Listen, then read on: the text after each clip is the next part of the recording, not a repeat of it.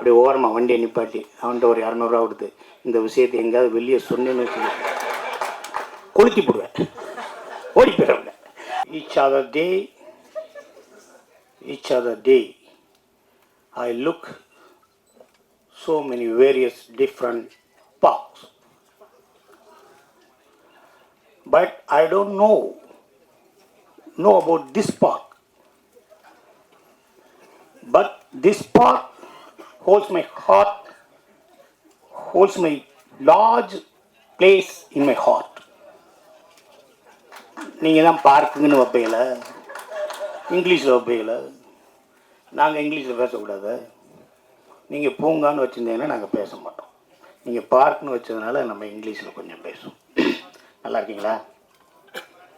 நல்லா. இந்த படம் வந்து நான் ஆல்ரெடி சொல்லிட்டேன், இந்த படத்தில் நான் நடிக்கலை. பட்டு கண்ணன், என் கண்ணன் கருப்பு கண்ணன் தான் சொல்லுவேன். அவர் வந்து எங்களோட அசிஸ்டன்ட் டைரக்டர் இருக்கும்போதே பழக்கம். நீங்கள் வாங்க, தயாரிப்பாளர் நீங்கள் வரணும்னு ஆசைப்பட்றாரு, நீங்கள் வாங்கன்னு கூப்பிட்டாரு. கண்டிப்பாக வரேன்னு ஈஸியாக ஷூட்டிங்கில் இருந்தேன். நான் வந்தேன், இன்றைக்கி வீட்டில் இருந்தேன். காலையில் எல்லாம் மெசேஜ் அனுப்பிச்சார், எல்லாம் வந்தார். ஸோ எல்லா பேரும் நீங்கள் வரீங்களா, நீங்கள் வரேன்னு சொன்னீங்களாமே, நீங்கள் வரீங்களான்னு சொன்னேன்னு என் தம்பி அன்பு சிறு முதலீட்டாளர்கள் தலைவர் இருக்கார். அவர் நீ வரேன்னு சொன்னியாமே, நீ வரையாமே அப்படின்னா எல்லாரும் பேசிக்கிட்டு இருக்கையில் நான் வரமாட்டேன் அப்படின்னு வீட்டில் கதை உடைச்சிட்டு படுத்திருக்கிறதுக்கு முறையாக இருக்காது. நான் வரணும். யார் வரா? உதயகுமாரனே வராது, பேரரசனே வராது. சரி நம்மளும் போயிடுவோம். தமன் கூட நான் வந்து ஒரு 10 இயர்ஸ்க்கு முன்னாடி சேது பூமின்னு ஒரு படம் பண்ணேன். அந்த படத்தில் நான் இருந்தேன். அதில் வந்து டிஎஸ்பி பாலையா சாரோட சன்னு ஜூனியர் பாலையாலாம் நடிச்சிருந்தார். அவரே சொன்னார், ஜூனியர் பாலையானே சொன்னார், அப்பாவோட ஒரு பாடி லாங்குவேஜ் உனக்கு இருக்குடா, பாலையா சாரோட இது இருக்குடா, என்னை விட உனக்கு அதிகமாக இருக்குடா அப்படின்னாரு. அதோட பெரிய பெருமை எனக்கு எதுவுமே இல்லை. ஆனால் தமனுக்காக இந்த ஃபங்க்ஷனுக்கு வரணும்னு நினச்சேன். தமன் யாருங்கிறீங்க? அவன் பெரிய ஒரு ஏர்லைன்ஸில் ஒரு 10 இயர்ஸ்க்கு பேக்கே அவன் 4.5 லட்சம் 5 லட்ச ரூபா சம்பளம் வாங்கக்கூடிய ஒரு பையன் தம்பி. அப்பயே 10 இயர்ஸ்க்கு முன்னாடி அவன் அவ்வளோ பெரிய போஸ்ட்டில் இருந்த பையன், பெரிய போஸ்ட்டில் இருந்தாப்புல ஏர்லைன்ஸில், ஃபாரினில், எமிரேட்ஸில். அதெல்லாம் வேணாம்ட்டு இங்கே வந்து உட்காந்து பண்ணிக்கிட்டே இருக்கார். திடீர்னு பார்க்குறேன் ஒரு சீரியலில் லீடாக பண்ணுறாரு. திடீர்னு பார்க்குறேன், என்ன தம்பி எங்கடா இருக்கு அப்படின்னா, ஒரு நொடின்னு ஒரு படம் பார்க்குறாரு. அதுக்கப்புறம் பார்க்கேன் பார்க்கில் பறக்க வர்றாரு. உனக்கு இந்த சினிமா கண்டிப்பாக செய்யும்பா, நீ கவலைப்பட. இந்த சினிமா நீ கவலையப்படாது. நீ 2 எக்ஸ்ட்ரீம்ஸ் இருக்குது. நிறையா படங்கள்லாம் நடிச்சுக்கிட்டே இருந்து 42 வயசுக்கு மேலே சூப்பர் ஸ்டார் ஆனவர் எம்ஜிஆர். ஒரே படத்தில் பராசக்தியில் நடித்து சூப்பர் ஸ்டார் ஆனவர் சிவாஜி சார். 2 எக்ஸ்ட்ரீம். சினிமா யாருக்கு கொடுக்க முடியுங்க? என்னை மாதிரி முடி இல்லாதவனுக்கு கொடுக்கும், நிறைய முடி வச்சு சீவ முடியாதவனுக்கெல்லாம் கொடுக்கும். புரியுங்களா? அதனால் நீ எல்லாம் அழக, நல்லா இருக்கு, நல்லா ஃபிட்டாக வச்சுருக்கேன், நான் பார்த்த மாதிரியே இருக்கேன், குண்டா இல்லை, எது வேணாலும் இல்லை, ஒரு நல்ல ஒரு ஃபிட்டு, ஹீரோக்கான ஒரு ஃபிட்டு. பேரரசன் சொன்ன மாதிரி நல்லா இருக்கேன். இந்த படம் இல்லை அதை ஓடிக்கிட்டே இரு. ஒரு படம் வரும், அந்த படத்தில் சைன் பண்ணிக்கலாம். உனக்கு சினிமா ஒன்று பாதுகாக்கும், சினிமா செய்யும். ஓகே. அடுத்து இயக்குனரை பற்றி சொல்லணும்னா, ஃபஸ்ட் ஹாஃபில் நெஞ்சு வலி, செகண்ட் ஹாஃபில் வயிற்று வலி, நெஞ்சு வலி. சார் சொன்னார், நான் லாரன்ஸ் மாஸ்டர்கிட்ட இவராக இருந்தேன். அதெல்லாம் நீங்கள் நம்புவீங்களா? என் ரிலேஷன் ஒருத்தர், எங்கள் அண்ணன் ஆண்டாக்டரு, அவர் வீட்டில் நான் தங்கி அவர்கிட்ட வந்து அவர் சினிமாவில் வேலை பார்க்கணுன்னு வந்தேன். அவர் ஒரு பெரிய ஸ்டுடியோவில் இருந்தார். அந்த ஸ்டுடியோவில் டார்க் ரூம்னு ஒன்று இருக்கும், தெரியுமா உங்களுக்கு? அந்த நெகட்டிவ் எல்லாம் போட்டு கழுவாங்கள்ல, சோடியம் தயோசல்ஃபேட்லாம் போட்டு கழுவி ஃபோட்டோவெல்லாம் அப்படி இப்படி மாட்டி வச்சுருப்பாங்கள்ல, அந்த ரூமில் லைட்டே போடக்கூடாது, ஒரே ஒரு ரெட் லைட் மட்டும்தான் இருக்கும். அந்த ரூமில் நான் 6 மாதம் தங்கியிருக்கேன். அந்த ரூமில் நான் 6 மாதம் தங்கியிருக்கேன். எப்போ போவேன் தெரியுமா உங்களுக்கு? 10 மணிக்கு ஸ்டுடியோ அடைச்ச உடனே நான் போய் படுப்பேன். ஸ்டுடியோ ஆரம்பித்து வேலைக்கு வர்றதுக்குள்ளே நான் கிளம்பி போயிடுவேன். உள்ளே லைட் இருக்கா, பேஸ்ட் இருக்கா, ப்ரெஸ் இருக்கா, சட்டை எங்கே துவச்சி போடுறது எதுவுமே தெரியாது, இருட்டாக இருக்கும். அங்கே தங்கியிருக்கேன் நான், அயனவரத்தில், மடிப்பாக்கத்தில். சுதந்திரத்துக்காக போராட வந்தேன். சினிமா எனக்கு வேணும்ல, அதுக்காகத்தான் நான் வந்தேன். உங்களுக்கு புரியுதா? உங்களுக்கு கொடிது வறுமை கொடிது, இளமையில் வறுமை கொடிது, அவ்வளோதானே. ஃபஸ்ட் ஹாஃப் நீ கஷ்டப்பட்டே இல்லை, செகண்ட் ஹாஃபுக்கு மட்டி இல்லாட்டி ராசா தானே.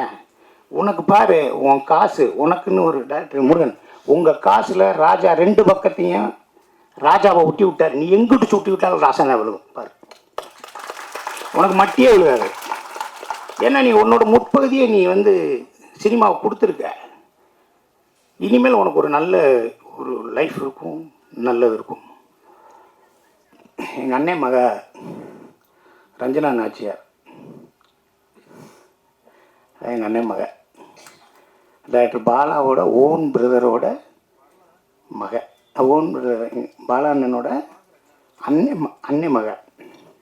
எனக்கு அவர் அண்ணன் தானே. எங்கள் பெரிய மாமா அவர் பாலா டாக்டரு, இவர் உட்காருப்பா அந்த பொண்ணு. நான் ஏமாலிங்கிற படத்தில் வா அப்படின்னு நடி அப்படின்னு சொன்னேன். சீட்டு குடிக்கணும், குடிப்பேன் அப்படின்னு. சித்தப்பா உங்களுக்கு சரியாக இருந்தால் நான் பண்ணுறேன் அப்படின்னு சொல்லிச்சு. ராமநாதபுரம் மாவட்ட பாராளுமன்ற தொகுதி பாரதிய ஜனதா பொறுப்பாளர் அவங்க. பலாப்பழத்தை தூக்கிட்டே போயிட்டு இருந்தாங்க எங்கள் மாமாவுக்கு. இந்த படத்தை தயாரிப்பாளருக்கு இன்னும் நிறையா படங்கள் பண்ணணும், அது பண்ணணும், டைரக்டர் நிறையா படம் பண்ணணும். பாட்டு எழுதினவர் சூப்பர், அவரை தான் எல்லோரும் பேசியாச்சு. நீங்கள் ப்ரொடியூசர்கிட்ட நான் ஒன்று கேட்குறேன், தமன்கிட்ட சம்பளம் கொடுத்துருந்தீங்கன்னா சம்பளத்தை வாங்கிக்கங்க, திருப்பி வாங்கிக்கங்க. ஏன்னா இவ்வளோ முத்தம் கொடுத்துருக்காரு, இவ்வளோ பெரிய வாய்ப்பெல்லாம் நம்மளுக்கெல்லாம் வராது. நான்லாம் கேட்பேன், டேரக்டர்லாம் வரையில, தம்பி இந்த படத்தில் நம்மளுக்கு ஜோடி இருக்கான்னு கேட்பேன். இருந்துச்சுன்னு ஆனால் உங்ககிட்ட கோச்சிட்டு ஓடி போயிடுச்சு. அப்படியா? அப்புறம் இல்லைண்ணே இருந்துச்சுன்னு அது உங்க கூட பேசாமல் வீட்டுக்குள்ளேருந்தே கத்திக்கிட்டு இருக்க முடியும். எப்போ பாரு ஜோடியே கிடையாது, எதுவுமே கிடையாது. ஒரு படத்தில் நான் ஒரு பெண்ணை ரெக்கமெண்ட் பண்ணி நானும் அந்த பொண்ணு நடிக்கிறோம் அப்படின்னும், ஒரு அந்த பொண்ணும் நானும் அப்படியே தூங்கிட்டு இருக்கோம். அப்போ இந்த ஸ்டேஷன்லேருந்து என்னை ட்ரான்ஸ்ஃபர் பண்ணிடுவாங்களா அப்படிங்கிற மாதிரி நான் அப்படியே தூக்கம் இல்லாமல் இருப்பேன். படுத்து தூங்குங்க, ஏன் அதெல்லாம் யோசிக்கிறீங்க அப்படின்னு சொல்லி நானும் அந்த பொண்ணும் அருகிலே படுத்து பேசுகிற மாதிரி இருந்துச்சு. ஒரு அசிஸ்டன்ட் டைரக்டர் உத்து பார்த்துட்டு டேக் போகிறதுக்கு முன்னாடி, சார் அவர் 2 பேரையும் தள்ளி படுக்க வச்சுட்டு நடுவில் குழந்தைய போட்டுடலாம் சார், குழந்தைய போட்டாங்க. சரின்னு சொல்லி இங்கிட்டு பார்த்தேன், சார் அந்த இன்னொரு 2 குழந்தை இருக்குல்ல சார், அதையும் தூக்கி நடுவில் போட்டாங்க. நான் ஹீரோயினியை பைனாக்குள்ளரை பார்க்குறேன், இந்த எனக்கு பேரா போட்டாங்க, பைனாக்குள்ளே பாருங்க அங்கே படுத்துருக்கு, அங்கே தூங்குது. இல்லைண்ணே அவனை நான் பார்த்துக்கிறேங்க. ஆக இந்த படத்தில் எல்லா பேருமே ஒரு நல்ல ஹீரோயினியாக இருக்கட்டும், நல்ல ப்ளஷண்ட், ஒரு ஹாப்பியாக ப்ளஷண்ட்டான ஒரு ஃபேஸ் இருக்குல்ல, அந்த அந்த அந்த அந்த இருக்குது ஸ்வேதாக்கு. அது கடவுளோட வரம், அப்பா அம்மா கொடுத்த கிஃப்ட்டு. அதை நீங்கள் கரெக்டாக பண்ணி நீங்கள் பெருசாக வரணும். அப்புறம் அப்பா அம்மா அவங்களுக்கு உதயகுமார் சாருக்கு பிடிச்ச மாதிரியே இருக்க ஹீரோயினோட அம்மா ஜெயந்தி மாலாவும் அவங்களும் பெரிய லெவலில் வரணும். இங்கே இருக்க எல்லா கேரக்டர்ஸில் எல்லாமே வரணும். ஒரு தமன் கூட நினைக்கும் போது ஒரே ஒரு காமெடி மட்டும் சொல்லிட்டு முடிச்சதாங்க. இங்கேருந்து வீட்டிலேருந்து காரில் எடுத்து அசிஸ்டன்ட் டைரக்டராக இருக்கேன். அப்போ நேராக காரில் அப்படி போயிட்டே இருக்கும். அப்போ ஒரு ப்ரொடக்ஷன் மேனேஜர் பேசுகிறாரு, எங்கே வந்துக்கிட்டு இருக்கீங்க புலி அப்படின்னாரு. நான் வந்துக்கிட்டு இருக்கேன் டெஸ்ட் போகிறதுல, வாசன் ஹவுஸ் போகணும், வாசன் ஹவுஸ் பிடிச்சிட்டாங்க. வாசன் ஹவுஸ் போகிறேன்னா இல்லை கொஞ்சம் இருங்க, ரைட்டில் மைக்கிள்னு ஒருத்தர் இருப்பார், அவரை கூப்பிட்டு வந்து சரின்னு சொல்லி மைக்கில் கூப்பிட்டு போனால் மைக்கில் வந்து ஒரு பெட்டி எடுத்து வந்தான். என்னடா ஏறி ஆகியா அது வந்து என்ன பெட்டியில் இருக்கவன திறந்து காமிச்சான். உள்ள ஒரு பொம்மனேரியன் நாய் உட்காந்துருக்கு. இது என்னையான்னு கேட்டேன். அதான் சார் இது அம்மாவுக்கு ஐன்கோனில் நடித்த மாதிரி ஜிக்ஸிச்சு மடியில் உட்காந்து அந்த நாய், சல்மான் கான் தூக்கி வளர்த்த நாய். அப்படியா உட்காரியான்ட்டு ஒன்று திருப்பி போயிட்டே இருக்கும். அப்போ அவருக்கு அப்புறம் போனோடனே திருப்பி ஃபோன் வருது, சார் நீங்கள் வரையில் அந்த ஆர்டிஸ்ட்டை கூப்பிட்டு வாங்கண்ணா. இந்த ஆர்டிஸ்ட்டை காக்கா ராதாகிருஷ்ணன் இருக்காரு, அவரை கூப்பிட்டு வாங்கண்ணா. நாங்கள் சொல்கிறிய அப்படின்னு சொல்லி அப்போ ஜிபே கிடையாது, ஒன்று ஒரு புண்ணாக்கும் கிடையாது. அங்கே போனோடனே அவர் வீட்டுக்கு போனோடனே அவர் வாங்க உட்காருங்க வாங்க அப்படின்னு கதவை திறந்தேன். நாய்க்கு பசிக்குதுன்னு அவன் பிஸ்கட்டை கொடுத்துட்டான். அந்த பிஸ்கட்டை சாப்பிட்டு இப்படி திரும்பி பார்த்தோன்னே அன்னைக்கு காக்காராசன் அண்ணன் வர்றாரு, ஒன்று குழச்சிருச்சு. உடனே அவர் டென்ஷன் ஆகிட்டார். ஏன்னா நாய் கூப்பிட்டு போகிற வண்டியிலாடா நீ ஏற்றுறீங்க, என்னடா நினச்சிக்கிட்டு இருக்கு நான்சென்ஸ்க்கு ஏன் கத்துறாரு. இல்லை ஐயா வாங்க 8 மணி ஆச்சியா வாங்க போகலாமியா கெஞ்சுறேன். இல்லை ஏற மாட்டேன்ட்டோன்னு என்னை திரும்பினோடனே நீ இந்த வண்டியில் வரக்கூடாது, நீ தானே ஸ்டாண்டர்டு, நீ தானே ப்ரோக்ராம் பண்ண வரக்கூடாது. நான் கெஞ்சிறேன், நீ போனேன்னு ஆட்டோ காசு இல்லை என்னை வாங்கினேன் நான் சொல்லேன் முன்னாடி உட்காந்து வரவே கூடாதுன்னார். கார் கதனாடி மூட்டார். நான் சொன்னேன் இந்த அம்பாசரில் காக்கா போகலாம், நாய் போகலாம், சிங்கம் புலி வரக்கூடாதான்னு.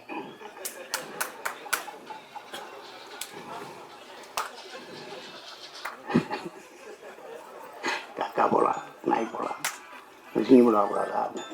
இந்த கதவை திறந்துட்டு வந்து என்னை கட்டி பிடிச்சிட்டாருங்க. அந்த ஆள் எவ்வளோ பெரிய ஆள், கட்டி பிடிச்சிட்டாரு. அவர் மனோகரால் நடிச்சார் பாருங்க. போர்லேயே 2 வகை உண்டு, ஒன்று வைக்கப்போர் ஒன்று அக்கப்போர்னாரு பாருங்க. போர்லேயே 2 வகை உண்டு, ஒன்று வைக்கப்போர் ஒன்று அக்கப்போர் அப்படின்னாரு பாருங்க. அதெல்லாம் ரெஃபரன்ஸ் எடுத்து தான் நான் மாயாண்டி கும்பத்தாரில் லூசா நடித்தது. அந்த அவ்வளோ பெரிய. அதுக்கப்புறம் பார்த்து நான் கட்டி பிடிச்சேன். நல்லா பேசிட்டடா சிங்கம்புலி, வாடா என் மடியில் உட்காந்துக்கடான்னு கூப்பிட்டு போனார். நான் படம் பண்ணும்போது, ஏதாவது ஒரு படம் பண்ணும்போது படத்தை பார்த்து என் ஃப்ரெண்ட்லாம் சொல்லுவாங்க, என்னடா நான் சென்சார் பண்ண என்னடா லூஸ் தனமாக பண்ணிட்டேன். நான் லூஸாக ஒரு படத்தில் நடித்தேன், சொன்னாங்க இல்லைடா பெர்ஃபெக்டாக பண்ணிட்டேன்டாங்க.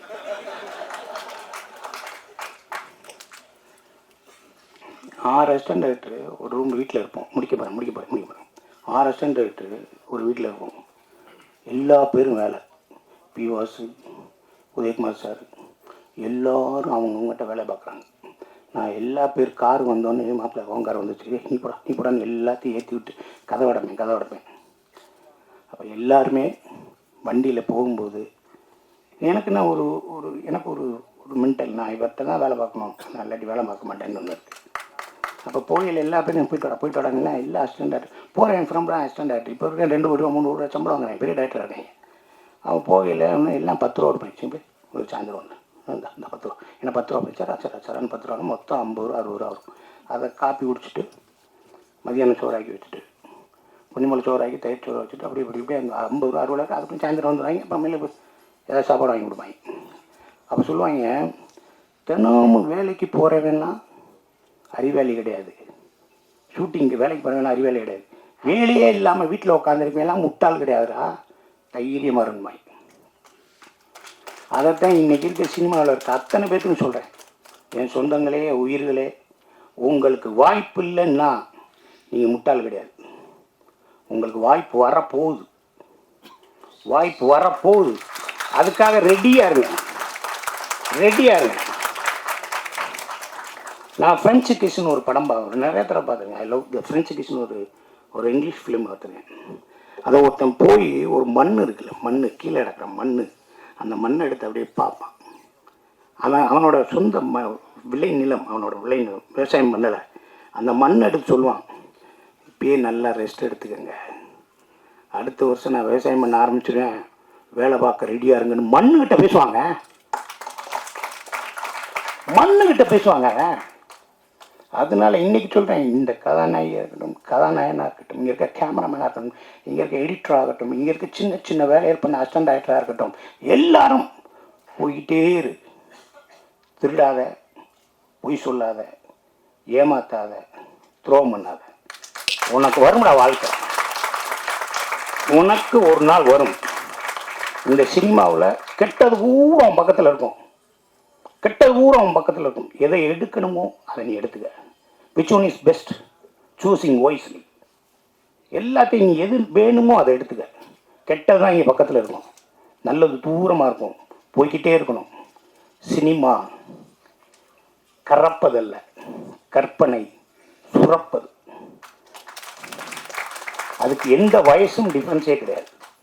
நீங்கள் எல்லாரும் இந்த படத்தில் வேலை பார்த்த எல்லாரும் பார்க்கல, ப்ரொடியூசராக இருக்கட்டும், எல்லாரும் எல்லாரும் எல்லாருமே பெரிய லெவலில் ஜெயிச்சு உங்களை ஷவர், இந்த வெளியில் வந்து ட்ரிஸ்லிங், அந்த வாட்டர், அந்த ஷவர் உங்களை வாழ்த்த ரெடியாக இருக்குது. என்ஜாய் பண்ணுங்கள், ஹாப்பியாக இருங்க, ப்ளஷண்ட்டாக இருங்க. நன்றி நன்றி.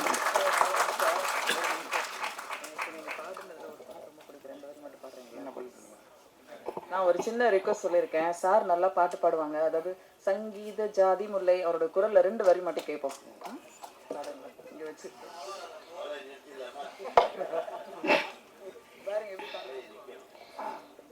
இந்த பாட்டுக்கு முன்னாடி நம்ம ஒரு விஷயம் அங்கே நடக்கும். நம்ம டப்பிங் போவோம்.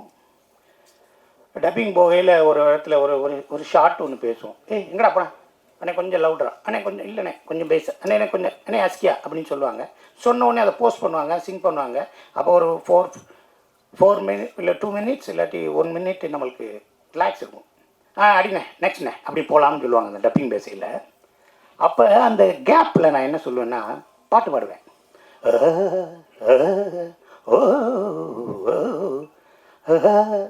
அப்படி பாடுவேன்.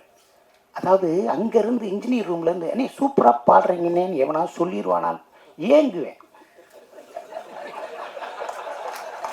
அந்த டைரக்டரு என்ன என்ன நல்லா பாடுறீங்கண்ணே, இந்த பாட்டில் ஒரு தொகையில வேணா பாடிடுறீங்களா அப்படின்னு அந்த ஆள் சொல்லுவான்னு ஏங்குவேன். இவனா டப்புன்னு கையை கொடுத்துருவானான்னு ஏங்குவேன். புரியுங்களா உங்களுக்கு? அன்னை பாட்டே இருக்கும் கொண்டு வச்சு நான் அன்னை பாட்டு சின்ன கொண்டெல்லாம் படத்தில் நான் அதெல்லாம் பாடுவேன் நான். ஆனால் ஒரு பேரும் சொல்லவே மாட்டுறாங்க. நான் இடையில காட்டணும் அப்படின்னு நிறைய பாடுவேன். ஒன்றுமே சொல்ல. ஒரு அசிஸ்டண்ட் ஒரு நம்ம டச்சப் பாயை கூட்டு போயிட்டேன். வாடா எங்கே நான் வாடா டப்பிங் பண்ணேன். நான் எதுக்கு நான் டப்பிங் வாடா நான் இங்கே டப் பண்ணுவேன், நீ இன்ஜினியர் ரூமில் இரு. சரிண்ணா அங்கே என்ன சொல்கிறாங்கன்னு மட்டும் என்கிட்ட சொல்லு. ஓகே. அங்கே போய் நின்னா டப்பிங் நடந்துச்சு. பேசினேன். பிட்வீனில் சங்கீத ஜாதி முல்லை காணவில்லை கண்கள் 2 அண்ணே அண்ணே ரெடினே போகலாம்னே அப்படின்பா. என்னடா கட் பண்ணுறாங்கன்னு. அடுத்து தம் தம் நம் தம் அண்ணே போகலாம்னே உயிரே அண்ணே ரெடி போகலாம்னே. சரி டப்பிங் முடிஞ்சு பாட விட மாட்டாங்க. வந்துச்சு காரில் ஏறி அவனை உட்கார வச்சு போயிட்டே இருக்கு. தம்பி எப்பட்ற சூப்பராக பண்ணிட்டேங்க, டப்பிங் நான் பண்ணது எனக்கு தெரியும். நான் பாடும்போது அங்கே என்ன பேசினாங்க அண்ணே, நான் பாடும்போது அங்கே என்ன அண்ணே அந்த ஒரு அஸ்டண்ட் ஐயோன்னாருங்க. நான் விளக்கா அசிஸ்டன்ட் லூஸ் பட அதெல்லாம் டைரக்டராக பண்ணுறேன். ஒரு இது இன்ஜினியர் என்ன சொன்னார் ஆரம்பிச்சுட்டாரா அப்படின்னு. நான் இந்த தேட்டர்லேயே போடக்கூடாதுன்னு சொன்னேன், இந்த தேட்டரில் போட்டாங்க. டைரக்டர் என்ன சொன்னான், அந்த ஆள் என்ன சொன்னார், அண்ணே விட்டா எப்படியாவது ஏட்டி முட்டியாக பாடிக்கிருப்பாரு, சீக்கிரம் முடிங்கண்ணா சார். அப்படியே ஓரமாக வண்டியை நிப்பாட்டி அவன்கிட்ட ஒரு 200 ரூபா கொடுத்து இந்த விஷயத்தை எங்கேயாவது வெளியே சொன்னேன்னு வச்சு கொளுத்தி போடுவேன், ஓடி போயிடுவேன். இப்போ அவன் டச்சப்பா வர்றான், எனக்கு பேக் தூக்குறான், அவனை அப்படியே பார்ப்பேன். மோரக்கட்டை அவன் என்கிட்ட சங்கீத காதி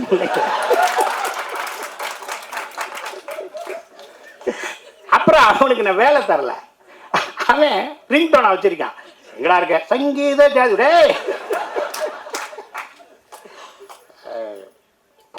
அசிங்கப்பட்டா தானங்க வாழ்க்கை, நம்ம படாத அசிங்கமா.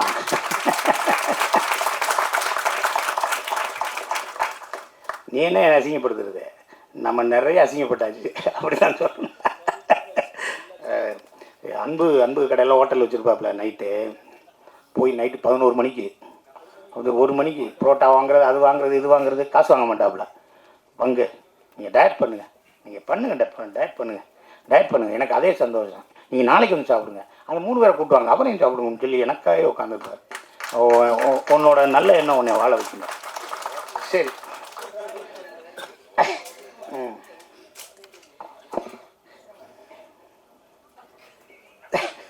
நீங்களும் கரண கொடூரமாக இருக்கும், கொஞ்சம் ரெடியாக இருங்க. எல்லா பாட்டுமா நல்லா இருக்கும், நம்ம பாட்டும் கேளு. சங்கீத ஜாதி முல்லை காணவில்லை, கண்கள் வந்தும் பாவையின்றி பார்வையில்லை, ராகங்கள் இன்றி சங்கீதமில்லை, சாவொன்றுதானா நம் காதல் இல்லை, என்னாதமே போதும் நினைக்கிறேன். இன்னொன்று சொல்ல மாட்டேன், இது நம்ம வேறு லாங்குவேஜ். நல்லா பெங்களூரில் இன்ஜினியரிங் நான் படித்தேன். நான் பெங்களூரில் இன்ஜினியரிங் 4 years நான் படித்தேன். நான் இன்ஜினியரிங்கு பெங்களூரில் தான் படித்தேன். நான் பன்னார்கட்டா ரோட்டில் நேஷ்னல் பார்க் ரோட்டில், நேஷ்னல் பார்க்கில் ஐஎம் இன்ஸ்டியூட் ஆஃப் மேனேஜ்மெண்ட் பக்கத்தில் இஸ்லாமிக் இன்ஸ்டியூட் ஆஃப் டெக்னாலஜின்னு ஒரு முஸ்லீம் காலேஜில் தான் நான் வந்து பெங்களூரில் சிவில் படித்தேன். உங்கள் பேர் என்னப்பா? ரிமோன். நீ பேசின 4 வருஷம் எனக்கு 4 வார்த்தை கூட கன்னடத்தில் தெரியாது. முந்து ஓகிமே முன்னாடி போமே, ஏன்னா பஸ்ஸில் போட முடியல. அது மாதிரி அதெல்லாம் கற்றுக்கிறதுக்கு எனக்கு கொடுப்பின இல்லை, எனக்கு கொடுப்பில்லைன்னு தான் சொல்லணும் அது. ஓகே, அது ஆனால் இந்த பொண்ணு அவ்வளோ பேசுகிறேன். ஓகே, வாங்கப்பா, நல்லா வாங்க, நல்லா நடிங்க, பெரிய புகழோடு எல்லா விஷயத்துலையும் சந்தோஷமாக இருங்க. ப்ரொடியூசருக்கு, டைரக்டருக்கு, எல்லாருக்கும் வாழ்த்துக்களை சொல்லி இந்த வாய்ப்புக்கு நன்றி கூறுகிறேன். ஒரே ஒரு முக்கியமான விஷயம் நோட் பண்ணிக்கணும், இந்த தயாரிப்பாளர் வந்து அடுத்து நம்மளை வச்சு நல்ல பெரிய படமாக பண்ண போகிறதா கேள்விப்பட்டேன். அதை அவர் மறந்துடக்கூடாது. நன்றி நன்றி நன்றி.